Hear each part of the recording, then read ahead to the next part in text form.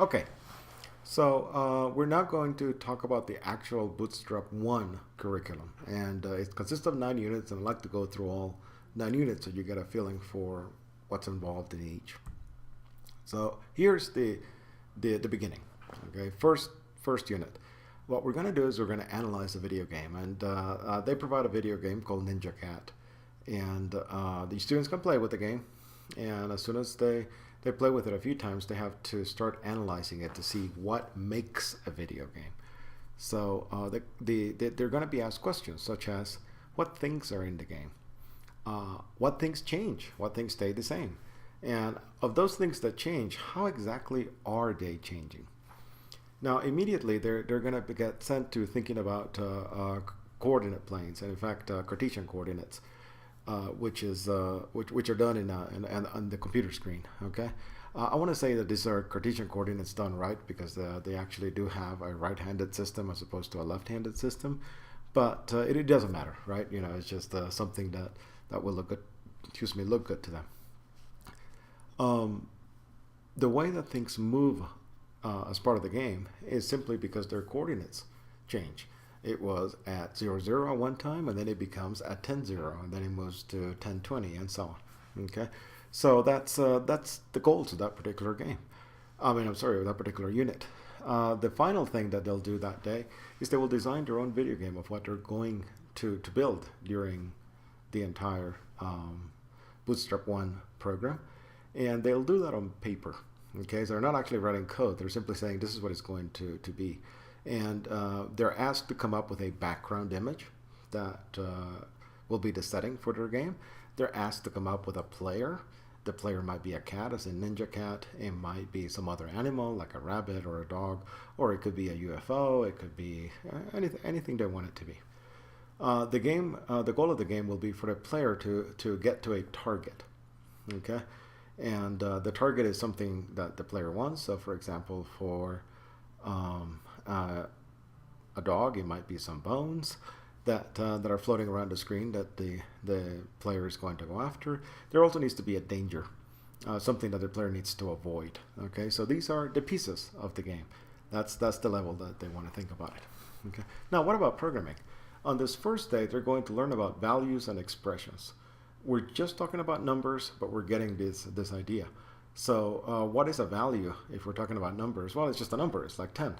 What's an expression? It's a bunch of arithmetic operations and numbers, like 10 plus 3 minus 5. Okay.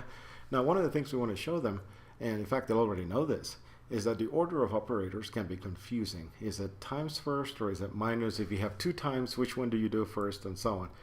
And we offer a solution, and that solution is called a circle of evaluation. So here's the circle, and at the top of the circle you see the operation that we're doing. We're doing minus, and then the things that we're applying that minus to are below 4 and 5. So this is actually 4 minus 5. This should return minus 1. Okay. Now here's another circle. This circle has a slash or divides as the main operator. So we see that it is 351 divided by, well, whatever the value of 4 minus 5 is. We already computed that one. That's just minus 1. So we're talking the result is minus 351. They'll be asked to do quite a bit with this. I have to say this is one of my favorite moments in this entire curriculum because it's so fun to see the kids light up when they realize that you can put circles in the place of numbers. This is something that's natural to us computer scientists. We call these expression trees. But to see middle schoolers actually doing that and go, oh, you can do this, it's rather special. I'm sure you've had that moment, but it's a lot of fun. Anyway, those circles we can actually translate directly into programs. And here's the rules. Each circle has an open and a closed parentheses. Okay, that's just life. You have an open parentheses, then you put your stuff, and then you write parentheses. Now the operator comes right after the opening parentheses. Say open parentheses minus, for example. Okay, then you put the arguments. So you have open parentheses minus, and then 4, and then 5. We separate all these things with spaces, not with commas, with spaces. Okay, so here's an example. Minus 4, 5, we just write down as parentheses, minus, space, 4, space, 5, close parentheses. Okay, the open and close parentheses actually look vaguely like a parts of a circle, so it kind of fits. Okay. Now here's the more complex one we did. 355 divided by 4 minus 5, so parentheses, divide, space, 351 space, and other parentheses for the inner circle, minus, which is the operator space, 4 space, 5, close parentheses to close the inner circle, close parentheses to close the outer circle. That's how we write code in Scheme. Okay. Now, quickly, I want to show you what Scheme looks like. This is the web version of it. And there's this big region there at the top called the definitions window. And then down at the bottom is the interactions window. So you can actually type a Scheme expression there, like -45, hit return, and it'll tell you its value. So its value is -1. Then we did divide 351 minus 45, and we get the result -351. In general, I can type anything I want here, and it'll just give me the answer. Okay. If I do a definition here, and we'll do those later, then you'll have to hit run to get all of this content into here. But this is where you can type expressions. Now, from Unit 1, we move on to Unit 2. By this time, we know about numbers. Okay. Now we introduce new types of data. We introduce strings, which is anything that has quotation marks, and we introduce images, like pictures. Okay. This is a very important point. Functions work with any type of data and can return any type of data. So a function can return an image, a function can return a string, a function can take a string as an argument, or an image as an argument, and so on. The students kind of naturally buy the idea that functions work on numbers. They may have seen that in their math class. Now we're really pushing them. The functions can work on any object. Okay. In fact, if they stick with the Bootstrap curriculum, Bootstrap 1, Bootstrap 2, and beyond, then they'll see functions that accept functions as arguments and return functions as arguments. But they're not going to do that in Bootstrap 1. Here's a simple function. This is called the star function, and it takes 3 arguments. The first one is the size of the star in pixels. The second one tells you whether you want a solid star or just an outline. Notice that that's a string. And the last one tells you the color, which is a string. So here we get a purple star. This is a star. I changed from 500 to 50 because when I ran it, 500 was just too big and it wouldn't fit on the screen. So this is a 50 pixel star, which is solid, filled in, and purple. That's it. That's how you can build something. The important thing to notice here is that the function returns an image. Okay, so this is how they're going to write video games. Okay, now what's the domain of this function? Domain, is, of course, is the type of data that it expects. So in this case, it expects a number, and then a string, and then another string. Okay? The range is what it returns. Well, what it returns is an image. Okay, so we have the ideas of domain and range. Again, notice this fits very nicely with the mathematics curriculum, but it's something that we want them to be conscious about when they talk about functions and programs.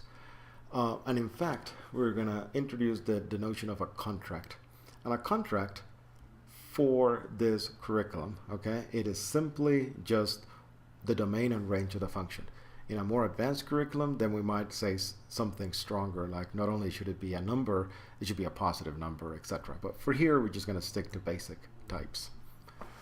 So here are some contracts that are useful. Rectangle takes a number, a string, and a string, and it returns an image. Ellipse takes a number, string, string, and returns an image. Triangle, number, string, string, returns an image. Circle, number, string, string, returns an image. Okay, the 2 strings you can recognize. That is is it an outline, or is it actually a solid?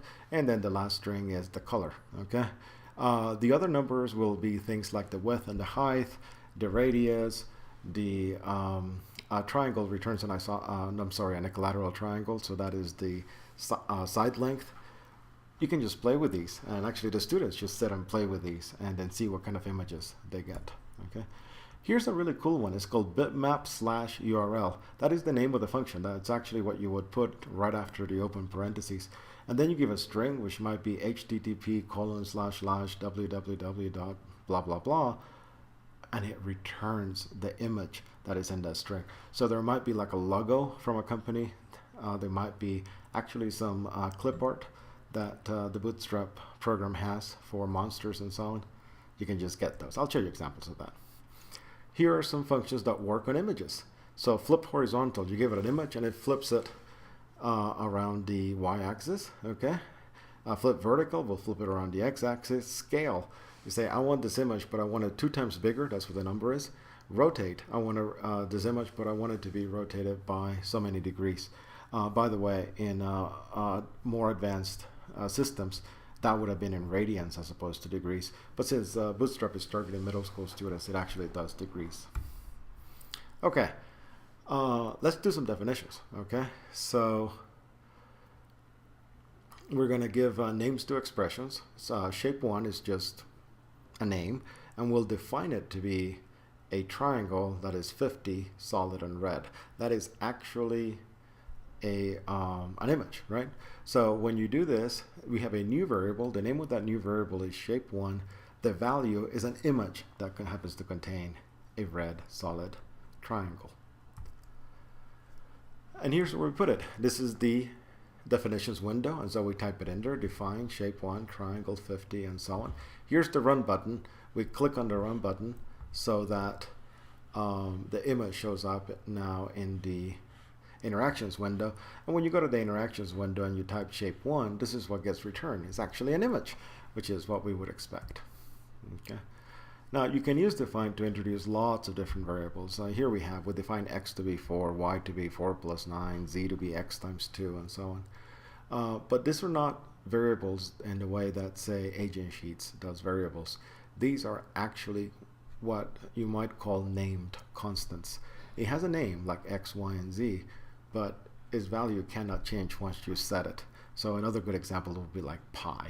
Okay, these are variables in algebra. So in algebra, when we say, x squared is equal to 10, find x, that's what we're talking about, right? It's just this is what you would have here. They're not variable as in changing, as in, it's 3 now, but tomorrow it could be 10. I like this concept of quote variable because it fits with what they're learning in math. The other kind of computer science variable, the one that actually changes, unless you say things like x equals x plus 1, that's really hard to explain to somebody who's also trying to learn algebra at the same time. Now, this is a big moment. We're in Unit 3. We've just learned how to do a few definitions. Let's go ahead and start our game. This is the day that we actually start our game as far as code. So there is a template file that you can download from the Bootstrap site. The file has many definitions and you can change them. So right here at the top, this is the top of the file. It says define title my game. Okay, this is where you go in there and you change my game. You want it to say killer robots from outer space or whatever. Okay, what color do I want the title to appear in? Ooh, I want it to be yellow. You can change all that here. A little further down, right here, you see the background. What should the background look? Well, we're getting the background from the Bootstrap website, and we're getting a night forest. Nice background. Oh, you like something else? Change this. Okay, you can actually point to other web pages, or rather other images that are on the web, or you can provide your own and just put it in there. Okay. We need to define the danger, the target, and the player. So the player is actually another image that we download from Bootstrap. It's a robot. Okay, that's what the player looks like. The danger is a triangle, a red triangle, so we know that we should avoid it. The target is a green circle, green, so we know that we should go after it. You want better images for that? Just create better images and put them in here instead. You can define this. They'll be used in the code. Once we do that, then we can actually try some interesting stuff. Like, for example, here is a screenshot. Okay, the basic principle behind this is that when you write a game, somebody's going to want to put up an image of that game someplace so that people can look at it and go, yes, I want to play this. No, I don't want to play this. So we need to build this screenshot. And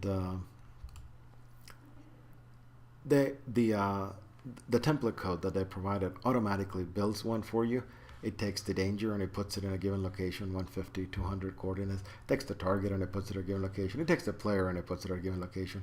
It puts them all on top of the background. So when you change the background, when you change the player, when you change the target, you get a new screenshot. Okay, so you get that one for free. And they can just type screenshot in the interactions window and it'll show them what it looks like.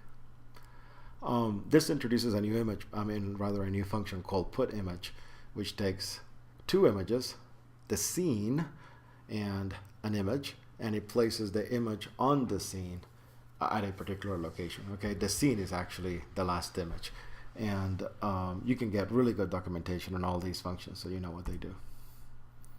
All right. We use variables whenever we need the same expression in a lot of places. There's lots of places when I need pi. There'll be lots of places when I need 2 times pi, and so on. But what if we need similar expressions in lots of places? So here I'm looking for 2 times pi times 5, because 5 is the radius of my circle. Or maybe I want 2 times pi times 10, because that's the radius of my circle. For that matter, what if I want to create lots of circles or lots of triangles? Here I want many solid green triangles. The only thing that changes is the size. Everything else stays the same. That is when we need functions as opposed to variables. Okay. Now the approach to functions is in steps, and I want to emphasize that this is a design recipe. Students need to follow the design recipe. Okay. So the first step is to give the contract of the new function. That is the domain and the range and the name of the function. So we want to build green triangles. Okay, so green triangle is the name of the function, and then the domain of the function is a number, that's the radius, and the range of the function is an image. That's what we wanted to create. Okay, that's the first step.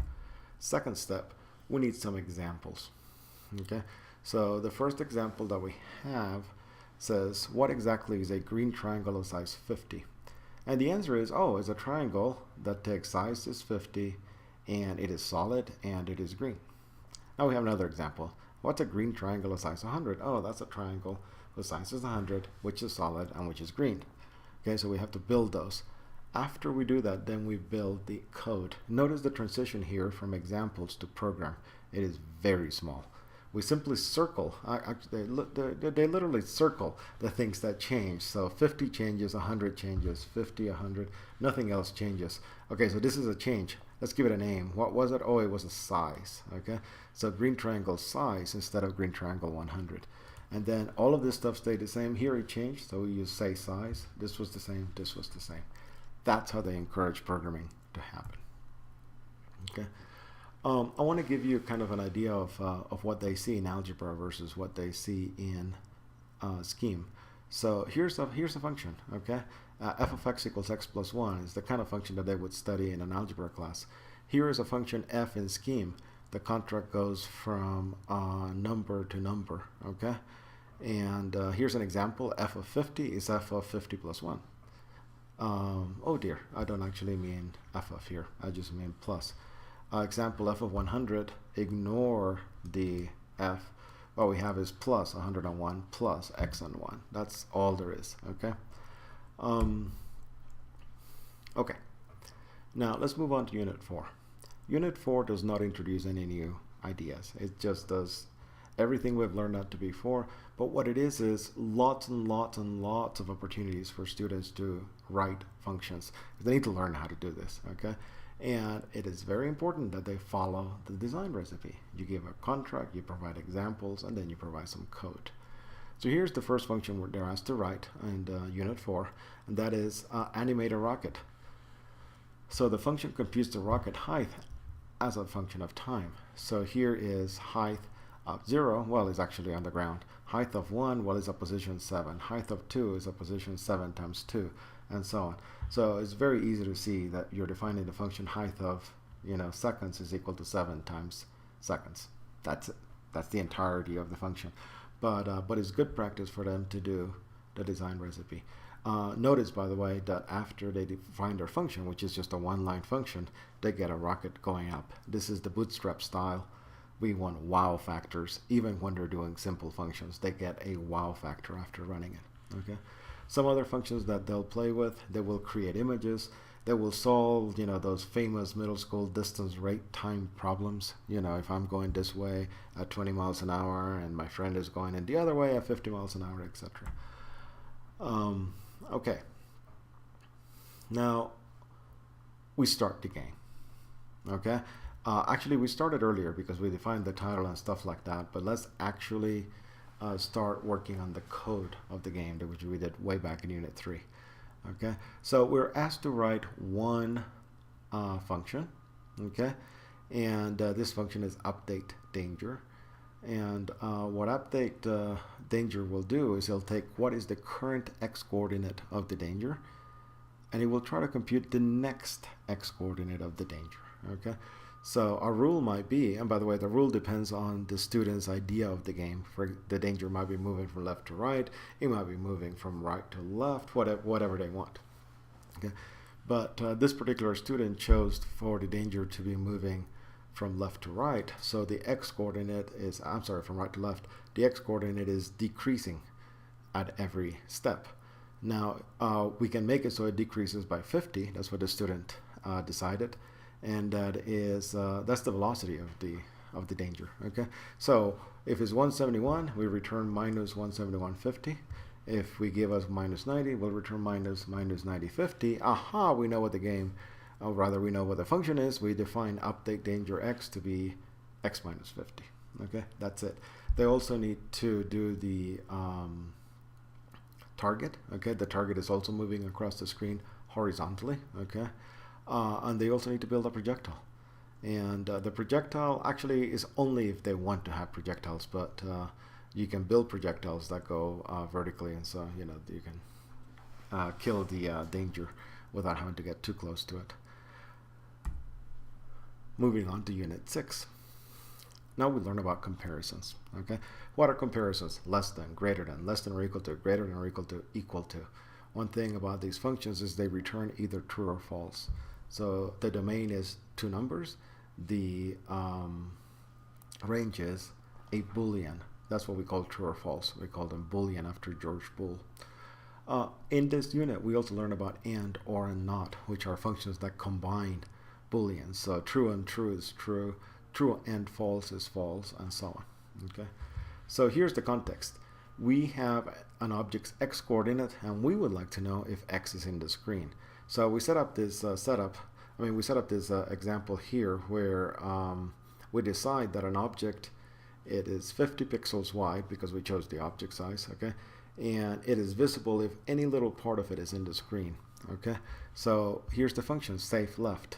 That takes a number, which is the x coordinate, and it returns a Boolean that says whether it really is in there. So since this is 50 pixels wide, if we start placing it at position minus 50, then it'll barely be visible. Just a tiny little amount of it, just 1 pixel, will show up at location 0. So that's our idea. Am I safe from the left-hand side if I'm at x coordinate 171? Well, that's true if 171 is greater than minus 50, which of course it is. Am I safe left at minus 90? Well, that's true if minus 90 is greater than minus 50, which is not. In general, am I safe left x? Yes, if x is greater than minus 50.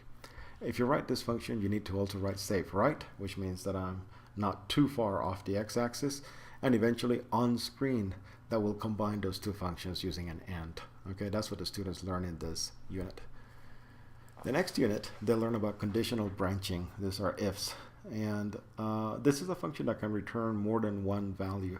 So the function that I like to start with is absolute value. Right here, absolute value is, and they'll have probably seen this notation in their math class of a brace and minus x if x is less than 0, x otherwise. Here's another function that does this. This is the kind of thing that they do a lot of in math at this level. This is a distance rate time problem. So what is the distance at time t, given that it's moving at 5 meters per second? Well, if t is less than 0, then it's 0 because it hasn't started moving. If it's between 0 and 3 seconds, then it's moving, and its position is 5 times x. After 3 seconds, it stops moving, so it stays at position 15. Okay. In Scheme, we write these things using the cond expression or the cond function. And what cond does is it takes a whole bunch of lists. So here is one, here is another one, and each one of this list has a condition and a value. So the condition here is if x is less than 0, then return minus x. The next condition says else. Well, that means anything, right? We got to this point. So if it's not less than 0, then we just return x. Okay. Here is the example of time. If time is less than 0, we return 0. If time is less than 3, we return 5 times time. Otherwise, we return 15. So you see, this follows very naturally the same structure that they see in their math class, not the syntax, but the structure that they see in the class. Okay.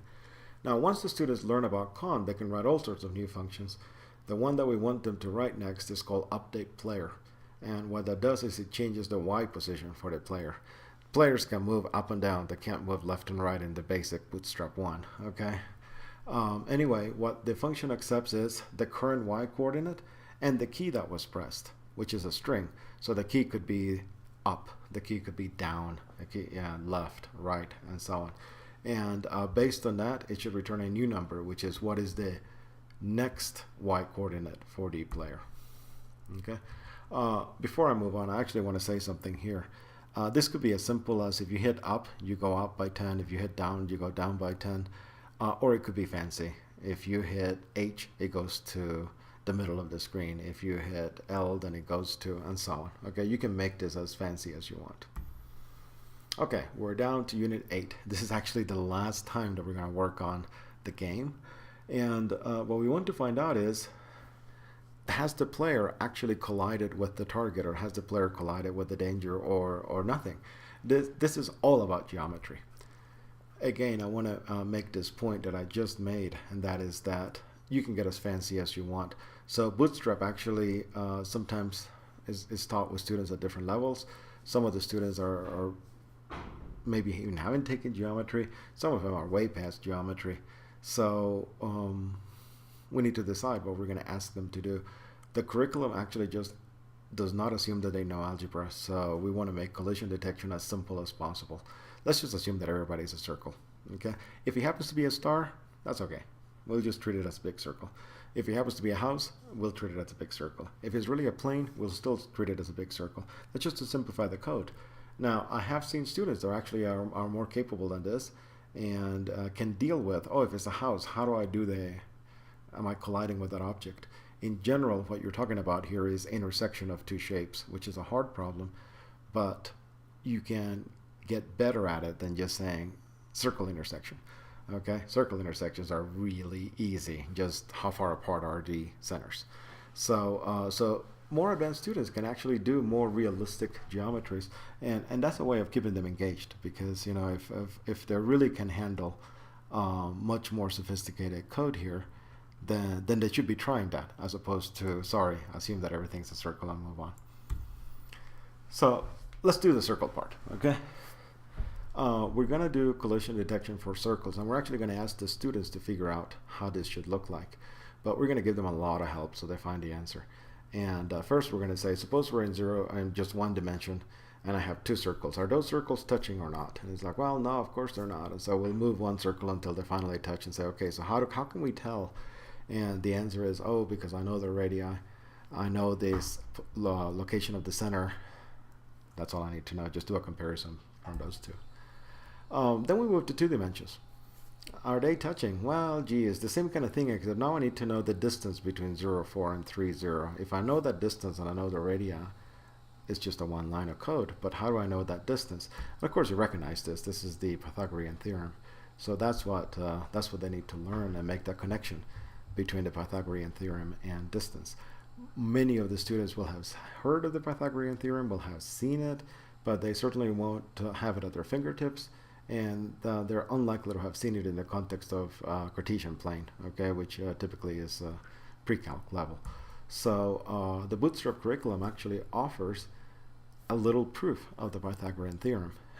In here, we have two rectangles, and we have lots of right angles. Actually, we have 4 right angles, right? Right here, all these 4. And what we do is we rearrange the area inside the big square by getting these two triangles together, getting these two triangles together. And when we do that, we're left with 2 blue squares. Of course, it should be the same area as this big blue square. The area of the big blue square, that's c squared. The area of this blue square, oh, that's b squared. The area of the little blue square, that's a squared. C squared has to be equal to a squared plus b squared, and we have a proof of the Pythagorean theorem. By the way, these images that I'm showing you here, actually these images were done in Scheme, just using the place image or put image and squares and lines and so on. Okay, now that we get to this, students can implement the function collides, at this point their game is finished. Okay, they wrote 5-6 functions, they have a working video game. It's a big happy moment for everyone. But let me be honest with you, when you introduce the Pythagorean theorem, and I've done this with 5th graders and 6th graders, it's a bit much. Okay, so I tend to have an extra day in the schedule just so we get through Pythagorean theorem today, and we may not even get to the collides function. We'll tackle it next week. Of course, next week they come in, they'll have forgotten exactly how to compute distance between 2 points. We have to talk about the Pythagoras theorem again, and they go, oh, okay, now I know how to write the code. And now we got it. Okay, it's Unit 9. This is the last day of the Bootstrap program. The game should be finished. I already told you about the truth, but the game should be finished. So on day 9, they'll just wrap up their game if there's anything left over, and then they work on a presentation of their game. Presentation, think science fair. Okay, so we have a poster. It's got the student's name. It's got the title of the game. You know a picture of the game in action. That could be that screenshot that we talked about at the very beginning. We want a short story behind the game. What's actually happening while spaceships are coming in, and whatever's going on. And then what the students are asked to do is to pick one function that they wrote and actually talk about that function. Tell people the name of the function, the domain, the range, and how it's actually used in the game. Oh, that's to keep the ship from running off the edge or whatever. Okay. After they write their posters, then they present them to each other. Okay, I like to involve parents at this point because if I'm running an after-school program, this will be week 10 of the program, roughly speaking, even though it's Unit 9. And the parents might be a little antsy. So what are my kids doing for an hour and a half after school? Bring them in and they go, look, they learn how to build this. Parents are happy.